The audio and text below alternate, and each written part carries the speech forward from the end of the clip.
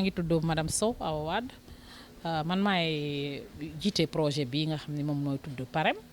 PAREM moom projet bu bees la boo xam ne Italie moo ko financé gouvernement du Sénégal à travers ci ministère de la femme moo ko yore ndey nga xam ne Ndeye Saly Diop Dieng moo ko yore projet boobu nag dafa juddu ci gannaaw bi nga xamee ni Covid bi ay gëstu yu ñu defoon te Covid bi dafa xaw a laal bu bari jigéen ñi ak njaboot gi te laal na leen bu baax ci wàllu koom-koom projet bi nag dafa ñëw pour dimbali communes yi nan la leen ni jàppale ba nga xam ni njaboot gi nga xam ni dañu nekk ci biir commune bi nan la ñuy mën a bu ëllëgee bu seen wàllu koom-koom bu ëllëgee ñi war a liggéey feebar bu mel nii mbaa leneen lu choc bu mbar nii bu ñëwee ñoom dinañ ci mën a mucc mbaa buñ ci mucc di dinañ am lenn loo xam ni daañ ci mën a fàggandiku ba nga xam ni du leen ni mu leen gaañee bi yoon bi du leen ko gaañ ci wàllu koom-koom tànneef bi moom ñun ci niveau national juróomi junni ménage la ñu war a jàppale juróomi junni ménage nag boo ko yóbboo ci commune par commune léegi commune bu nekk war ngaa am juróom fukki ñaari téeméer ak juróom fukki ménage yoo xam ne war nañ leen jàpp maanaam borom kër yoo xam ne ci biir kër yi yoo xam ne voilà ci ñaar fukki commune yooyu donc boo nee 250 ménages nag ci commune boo xam ni bu mel ni Thiès Nord dina nit ñi ñu naan néew na waaye pour ñun néewul ndax lu mel ni test la ndax bu ñu nee commune bu nekk dañ fay dugal 20 millions dañ fay dugal 20 millions yooyu pour 250 ménages financement yooyu nag bëriwul parce que comme ni ma ko waxee sànq rek ñun ñi ñuy ciblé du ñi nga xam ni dañoo am koom-koom gu rëy ñun ñi nga xam ni dañuy jaay cere ñi nga xam ni dañuy jaay caaf ñi nga xam ni dañuy njaay mu sew yooyu moom la financement 20 millions yooyu 250 ménages yooyu ciblé voilà moom du loo xam ni dañ leen koy jox ñu téye ko rek non ñun nag li ñu gën a amal solo ci projet bi mooy dañ leen di jox xaalis bi du ñu joxe apport du ñu amul intérêt waaye dañuy delloo xaalis bi looloo tax ma ne la 250 yooyu am na solo ndax 250 yooyu bu ñu ko jotee ki nga xam ne moom la ñu jox xaalis bi su jëlee xaalis bi tamit duñu ko may duñu ko wax ni ko remboursé ko benn yoon boo remboursé rek da ngay dem toog fële mën nga jël xaalis bi nga remboursé benn yoon ñu joxaat la ko nga remboursé waat ñu joxaat la ko ba nga xam ne ñett ba ak li nga rënk parce que dañu insister ci li ngay denc ñoom nag dañ leen di def sous forme de réseau ñoom ñooy xool ñaata la ñuy denc boo dencee li nga dencoon ak jël nga ñetti yoon boo demee war ngaa mën a jox keneen beneen aspect bi ñuy ci fonds boobu dañuy bëgg a def ci chaque commune 20 millions yooyu fonds boobu dafay commencer fonds de résilience lañ ko tuddee fonds wu fàggandiku boobu nag dañuy insister ci signature convention yi ñuy signé commune bi pour mu def ci xaalis donc ñun fépp fu ñu dem da nga ciy def xaalis maanaam da nga naan chaque année dinaa def ci fonds boobu temps parce que fonds boobu du fi génn femmes yi ñoo ko moom ménages yi ñoo ko moom sous la supervision de la commune donc fi ñu jaaragum am na ñu def 10 millions par an am na ñu def 5 millions am na ñu def sax 2 millions par an mais l'essentiel que fonds boo xam ni doo laaj apport doo laaj intérêt su ci amul leneen lu ciy topp du fructifier looloo tax parce que fonds boobu duñ ñëw rek génne ko rek joxe ko dañu signer convention ak CMS la ñu signer convention ci biir région ci biir Sénégal yépp CMS moom la ñuy dugal xaalis bi ñoom bu ñu demee ba nga xam ne identifier nañu ménage yi def nañ leen réseau boobu mooy dem ubbi ci compte CMS pour bañ ku nekk dem di rang di jël xaalis xam nga femmes yi tàmm nañu lu ñuy wax seen avec yi ñoom mën nañu gérer xaalis donc ñun dañu xaw a inspiré wu un peu sur les tontines et les avec yi femmes yi di def moo tax ñu jël xaalis boobu ñoom bu ñu jëlee seen 20 millions ñëw distribuer ko ñoom dañuy def par exemple li ñuy wax chaque mois ñu ni nañ daje bu ñu dajee jël xaalis bi nga xam ne ni CMS wax nañ leen bu ngeen ubbee compte na ngeen ubbi compte réseau bi mais na ngeen ubbi beneen sous compte remboursement ak sous compte bu ñu waxee ni mooy épargne ñun dañoo bëgg a xam ni femmes yi ñu ngi épargner kenn ku nekk na nga épargne parce que bu leen fàtte ni ñun fonds de résilience la ñu nekk résilience la ñuy wax donc bu ci commune bi joxee xaalis fonds boobu day chaque année day gën a yokk te dañ ko yombalal commune bi ndax commune yi mënu leen xam nañ ni commune yi mënuñu jël rek xaalis di ko jox kenn ku nekk mais bu ñu former réseau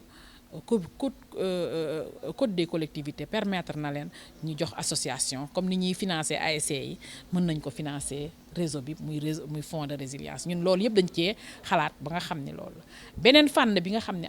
am na importance tamit wax naa ko sànq mooy bi ñuy présenter dañu wax ni amoon na ñoo xam ni très petite entreprise dañu maanaam ay entreprise yu ndawaan moo xam muy restaurant moo xam muy couture moo xam muy muy service boo xam ni jeune da ko yore woon moo xam muy innovation yooyu yëpp lu innovant loolu nag dañ ci dimbali nag jigéen ñi ak ndaw ñi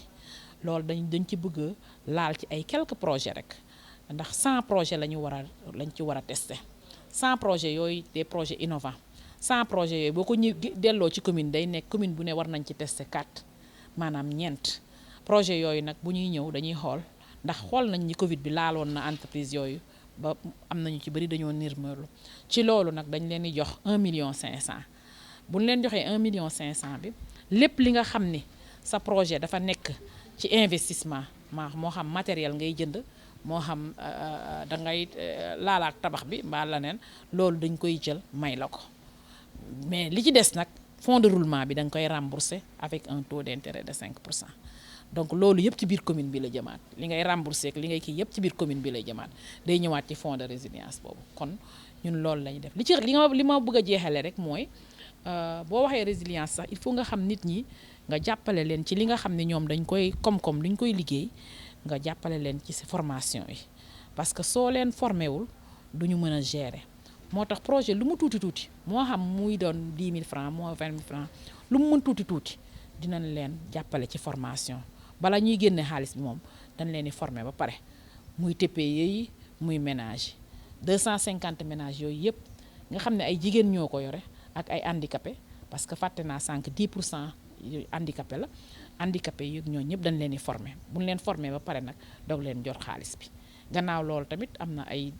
kit d'hygiène maanaam ay masques yi comme projet Covid la ñu wax ay masques yi ay javel ak ay gel loolu yëpp nag dañu koy jël war ko di ko distribuer ci biir commune bi di ko distribuer ci école yi ak daara yi donc loolu moom la ñu nam a def li ciy yees rek loolu mooy dañoo bu am partenariat ak école polytechnique bu Thiès nga xam ni gel yi ngeen gis ak kii ñoom ñoo ñu ko defaloon ñun dañuy wax ni lépp li nga xam ni buñ ko dee def ci biir commune bi bu munee jóge ci biir commune bi moo ñu gënal bu fa mënul jóge bu mu génn ci département bi bu mu génn ci région bi donc ñun gel yi ñu war a def waa polytechnique ñoo ñu koy defal masque yi waa SEDAF bi ñoom ñoo koy def xale yi SEDAF yi nga xam ne suñu ministère la ñoom ñoo koy def voilà waa ENSA xale yi nga xam ne ni ñoom dañu wax ni bu amee ay xale yu xereñ yoo xam ne dañu am ay projet ci élevage mbaa ay kii ñoom mën nañ leen incuber ñoom wan leen wàllu mbay wal leen wàllu càmm ba mu dëgër nga xam ni xale yooyu tey ëllëgee bu Covid ñëwee ci lu wóor lañ koy teg seen liggéey ci lu wóor lañ koy teg aspect boobu aussi c'est très important parce que ñun Covid bu fa wane ni entreprise yi jeunes yi surtout ak femmes yi bi nga xamee ndimbalu Covid ñëw na genn wàll gi yëpp amuñu këyit ñàkk këyit googu moo tax li ndimbal gi waroon a yegsi ci ñoom yegsi ci woon donc ñun projet bi dina mettre beaucoup l'accent pour dimbali xale yi ak jigéen ñi nga xam ni dañoo am ay entreprise nan la ñuy amee ay këyit yu wóor yoo xam ne tey jii bu ñu bëggee dem banque sax wuti xaalis dinañ ko am donc vraiment loolu mooy ci tënk loolu la ñu amoon li ñuy wax. Je disais que nous ciblons particulièrement les ménages issus du RNU ou du programme national de bourse sécurité familiale ou de la liste complémentaire qui a été réalisée lors de la distribution des vivres. Donc nous leur octroyons à ce qu'on appelle les bourses économiques en insistant sur 3 aspects. Le premier aspect, c'est l'épargne des ménages. Parce qu'en fait, le fonds qu'on va octroyer à chaque ménage, il n'y a ni intérêt, ni apport. Mais nous insistons sur l'aspect épargne, parce que nous sommes un projet de résilience, donc la résilience commence d'abord par l'épargne. Et nous insistons aussi sur le renforcement des capacités des ménages. Chaque ménage qui doit recevoir un financement à travers la femme doit élaborer un projet. C'est une fiche de projet à remplir. Mais cette fiche de projet, nous appuyons les services techniques de l'État, le développement communautaire, le CEDAF, l'action sociale et l'appui au développement, qui appuient les ménages dans l'élaboration de leur fiche de projet. Et une fois la fiche de projet élaborée, nous organisons des ateliers de renforcement des capacités en gestion pour permettre à ces femmes de pouvoir gérer l'argent qui leur est octroyé. Ça, c'est un premier point. L'autre volet du projet, c'est le renforcement des TPE, des très petites entreprises de femmes et de jeunes. Nous en avons de 100 au total, 100 micro-entreprises à renforcer. Ces 100 micro-projets seront répartis dans les 20 communes, ce qui fait 4 TPE à renforcer. Ce sont des jeunes ou des femmes qui ont des idées de projets, mais qui ont été impactés par Covid, ou bien qui étaient dans leurs entreprises, mais qui sont impactés par Covid. Il s'agit seulement de faire un test et de travailler dans le renforcement de toute la filière de l'entrepreneuriat, de la formulation du projet, de la formalisation de l'entreprise, qui est très importante, du renforcement de capacité de l'entreprise, du financement de l'entreprise et de l'accompagnement de l'entreprise. En leur octroyant un financement, c'est des très petites entreprises, un financement d'1,5 million, avec une grande partie qui est subventionnée. Les investissements sont subventionnés. C'est le fonds de roulement que l'entreprise de jeunes ou de femmes doit rembourser avec un taux d'intérêt en ce moment de 5%. Mais sinon, tous les investissements sont subventionnés. Donc voilà de manière ramassée ce qu'on fait. Mais au-delà même du financement, nous distribuons des kits d'hygiène, gel, solutions alcoolisées, eau de javel, masques, au profit des ménages, des écoles et des daara. Et là, ce qui est intéressant à Thiès,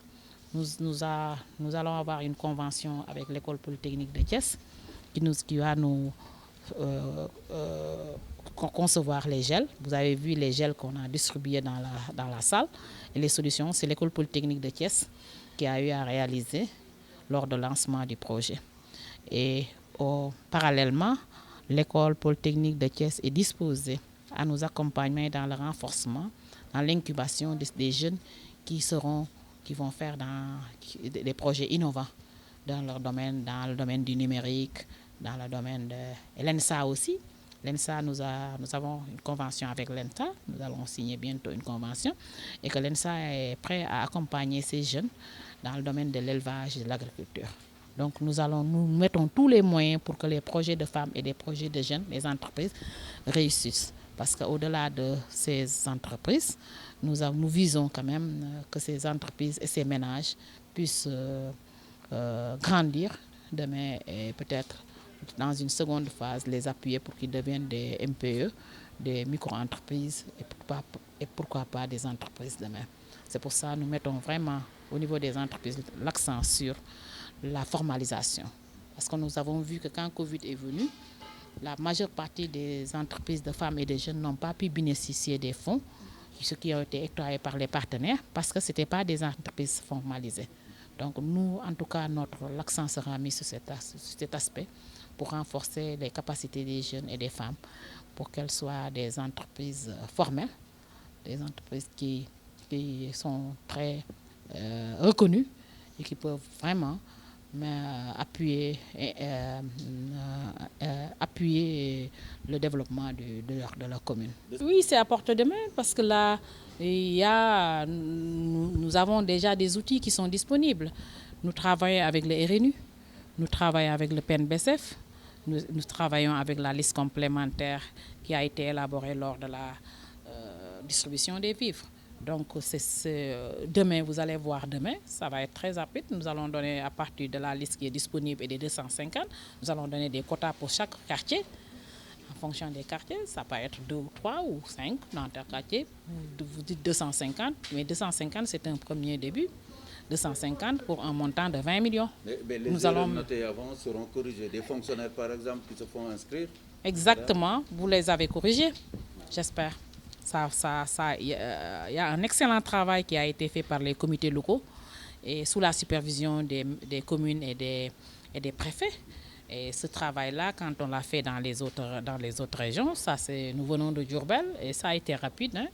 Donc, mais nous, demain, c'est les quotas qu'on va donner. Nous n'intervenons pas directement dans la sélection des ménages, mais nous avons le comité restreint qui est composé des services techniques, mais aussi les comités locaux. Et il y a un comité de validation. Par exemple, je donne le cas de Fanden. Fanden demain va valider ces 250 ménages. Donc vous voyez un peu, c'est un travail et les collectivités territoriales, avec les comités locaux, les relais, les Badionogor ont l'habitude de le faire. Ils l'ont fait ils ont nettoyé le RNU. Sur la base du RNU nettoyé, qu'on va choisir dans un premier temps les 250 ménages pour 20 millions. 20 millions, on va mettre dans la commune. Sans compter dans la commune Thiès Nord, sans compter les montants qu'on va mettre 1,5 million pour chaque TPE. Voilà.